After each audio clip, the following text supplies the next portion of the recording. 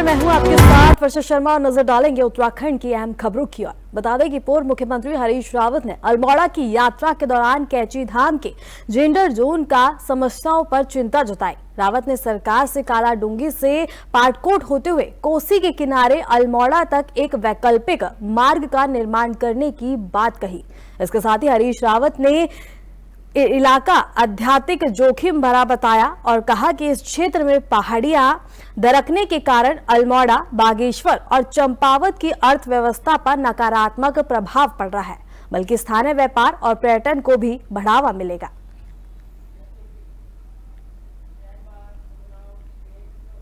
रुक करेंगे अगली खबर की ओर। बता दें कि खबर चमोली से है, जहां 4 दिवसीय राजकीय शहर महोत्सव का शुभारंभ हो गया। मेले के मुख्य अतिथि विनोद सिंह नेगी ने दीप प्रज्वलित कर मेले का शुभारंभ किया और क्षेत्र की महिलाओं द्वारा विक्टोरिया क्रॉन दरबान सिंह नेगी के प्रत्येक गांव से कलश यात्रा निकाली गई। उसके बाद आर्मी के जवानों ने प्रस्तुति से दर्शकों का मन मोह लिया। वहीं स्कूली बच्चों, महिला और इसके साथ ही मंगल दलों द्वारा सांस्कृतिक प्रस्तुतियां भी मेले में दी गई।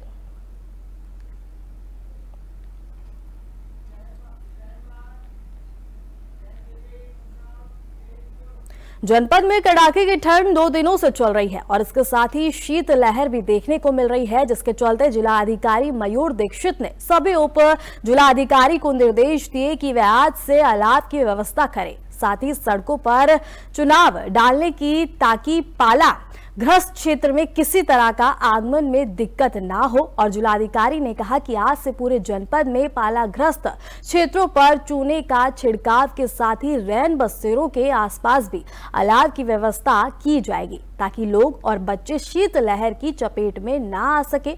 और इसके साथ ही पशुओं के लिए भी व्यवस्था की जाएगी, ताकि वह ठंड से बच सके। इसके साथ ही लगातार जनपद में 2-3 दिनों से कड़ाके के ठंड के साथ ही शीत लहर देखने को मिल रही है, जिसके साथ ही प्रशासन ने भी अब सख्त कदम उठाने शुरू कर दिए हैं।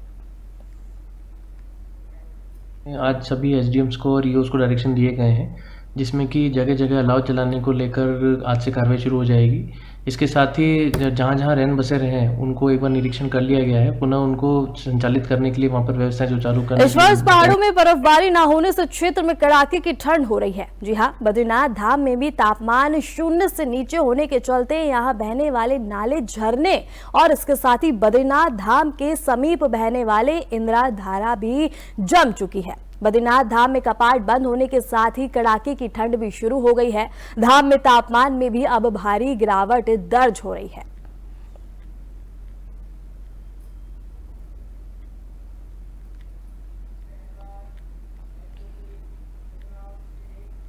रुक करेंगे अगली खबर की ओर। बता दें कि किसान प्रधान इस देश में अगर किसी की अनदेखी की जा रही है तो वह किसान ही है। ऐसा हम नहीं कह रहे, बल्कि हालात खुद बयां कर रहे हैं। अन्नदाता किसान गेहूं की फसल बोने की तैयारी तो कर चुका है, लेकिन डीएपी डाई की सप्लाई शॉर्ट होने के कारण अभी तक अधिकतर किसान गेहूं की बुवाई नहीं कर पाया, जिसके चलते किसान काफी ज्यादा परेशान है। और साथ ही सरकारी समितियों पर डाई नहीं मिल पा रही है और गेहूं की फसल दिन प्रतिदिन लेट होती जा रही है। और इस मुद्दे पर आजाद समाज पार्टी के प्रदेश अध्यक्ष महक सिंह ने सरकार पर तीखा हमला बोला। उन्होंने कहा कि किसानों की अनदेखी की जाती है और इसके साथ ही प्राइवेट दुकानों पर खाद को भी भेजा जा रहा है, जहां दुगने रेट पर डाई मिल रही है। हाँ जी, हम सोसाइटी में गए थे, नु कहा था कि 8 दिन में होगी, 2 महीने हो गए बखत तो हो। अच्छा। और किसान लोग जो है हम भी लेट हो रहे जी। तो फसल को तो दिक्कत रहेगी, कम पैदावार रहेगी अगर लेट हो। हाँ, कम पैदावार रहेगी जी, जब डाई नहीं पड़ रही तो कम पैदावार तो रहेगी। देखिए, इसमें मीडिया बंधु लगातार जो है लोगों को अपडेट दे रहे हैं, इस मुद्दे को उठा रहे हैं कि जिस प्रकार से नोटबंदी के समय बैंकों के बाहर लाइन लगी थी, ठीक उसी प्रकार से सोसाइटी के बाहर लाइन लगी हुई है, जहाँ से खाद वितरण होता है किसानों को। हम भी किसान के बेटे हैं, हमने भी देखा है और हमारे परिवार के लोग भी वहाँ लाइनों में लगे हैं। पूरी तरह से धांधलेबाजी है और करप्शन की सीमा जो है वो अधिकारी और कर्मचारी और उनकी मिली भगत से जो नेता हैं वो करप्शन की सीमा को लांघ चुके हैं। आज खादों का जो वितरण जो है पूर्ण रूप से किसानों के लिए होना था वो नहीं हो पा रहा है। किसान जो है खाद से परेशान है और अभी गेहूं की बुआई चल रही है और लगातार जो है किसान इसमें अपनी मांग रख रहे हैं, लेकिन सरकार किसी प्रकार से कोई सूद लेने के लिए तैयार नहीं है। जितना खाद जो है सोसाइटी में आता है उसे प्राइवेट दुकानों पर पहले ही सप्लाई कर दिया जाता है, जहां से दुगने दाम पर किसानों को खाद मिलता है। द्वार से है जहां जवानों की अव्यवसायी व्यवस्थाओं को ऋण करने के लिए थाना बहराबाद में बनाए जा रहे 2 BHK फ्लैटों के निर्माण कार्यों की नींव रखते हुए भूमि का पूजन किया गया। पुलिस जवानों और उनके परिजनों के रहने की व्यवस्थाओं में आ रही समस्या को दूर करने के लिए थाने में किए जा रहे इस निर्माण कार्य में कुल 12 फ्लैट बनाए जाएंगे। इसके साथ ही 4 करोड़ 36 लाख रुपए की लागत से बनने वाले इस भवन के निर्माण के लिए 1 वर्ष की समय सीमा भी तय की गई है।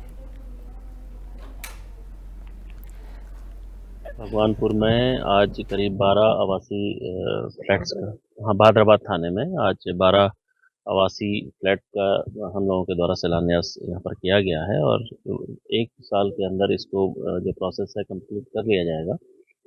इसमें टोटल 12 आवासीय फ्लैट बनाए जाएंगे जो हमारे टाइप 2 स्तर के होंगे और जो हमारे जितने भी हमारे कर्मी यहाँ काम करते हैं थाना बहादुराबाद में, उनके रहने के लिए एक शुरुआत के लिए एक अच्छा इनिशिएटिव यहाँ पर किया गया है। इसी क्रम में भगवानपुर में भी अभी हमारा काफ़ी काम कंप्लीट हो चुका है, वहाँ पर भी 12 आवासीय फ्लैट अभी बन रहे हैं और जल्दी ही मुझे उम्मीद है कि मार्च अप्रैल तक वो हमारे हैंडओवर हो जाएंगे।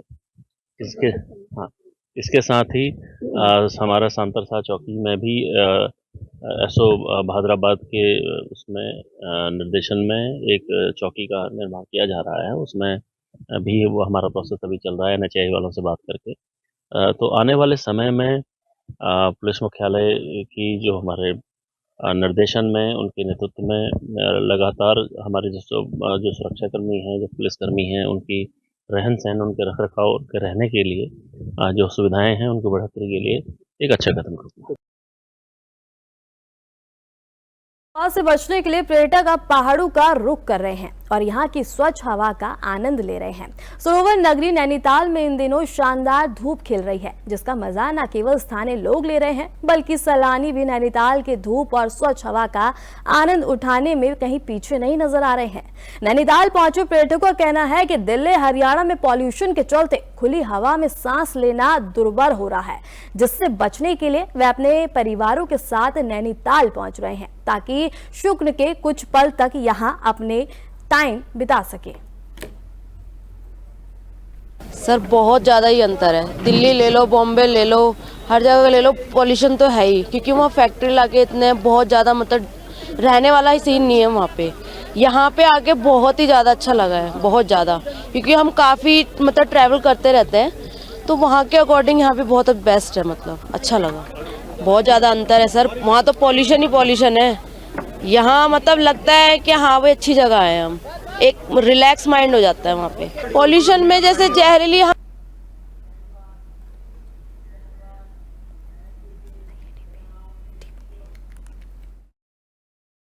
अगली खबर की ओर बता दें कि जहां खबर रामनगर से है, जहां आज एक घर के किचन में अचानक आग लग गई। आग इतनी भयानक थी कि आसपास के क्षेत्रों में अफरा तफरी मच गई। गनीमत रही कि आग से कोई जनहानि नहीं हुई और आग लगने पर स्थानीय लोगों ने तुरंत ही इसकी सूचना अग्निशमन विभाग को दी और सूचना मिलने पर अधिकारी और कर्मचारी तुरंत मौके पर पहुंच गए और इसके साथ ही टीम और स्थानीय लोगों ने कड़ी मशक्कत के बाद आग पर काबू पाया। वहीं जानकारी देते हुए अग्निशमन के अधिकारी उमेश परगाई ने बताया कि अनुमान लगाया जा रहा है कि शॉर्ट सर्किट के चलते यह आग लगी है। उन्होंने कहा कि आग से फ्रिज और रसोई में रखा अन्य सामान भी जलकर राख हो गया है। ये आग जो है उनके किचन में लगी हुई है। मौके पर आकर बच्चों ने बताया कि यहाँ पर आग लगी हुई है, तो पहले हमने फायर टेंडर जो छोटा वाला है वो भेजा था, नहीं तो फिर बड़ा वाला टेंडर आया।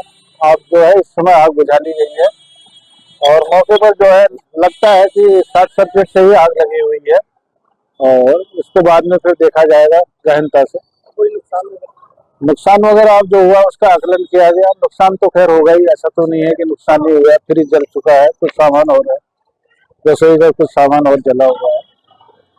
तो बाद में जो है इसका फिर पूर्ण विवरण हर रिपोर्ट में दिया जाएगा।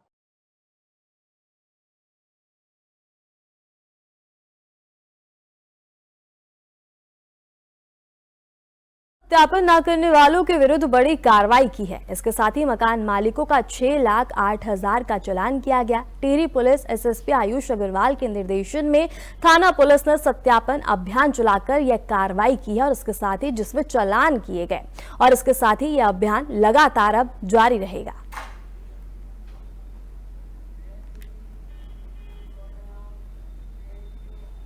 उधम सिंह नगर में चोरी का एक अजीबोगरीब मामला सामने आया, जिसमें इंसानी जिंदगी पर चोरी की गई और इसके साथ ही जीएसटी अधिकारियों ने छापेमारी कर लेबर सप्लाई के नाम पर 8 करोड़ रुपए की चोरी पकड़ी। इस मामले में 6 कंपनियों पर मामला दर्ज कर चोरी की कई रकम की रिकवरी की प्रक्रिया भी अब शुरू कर दी गई है।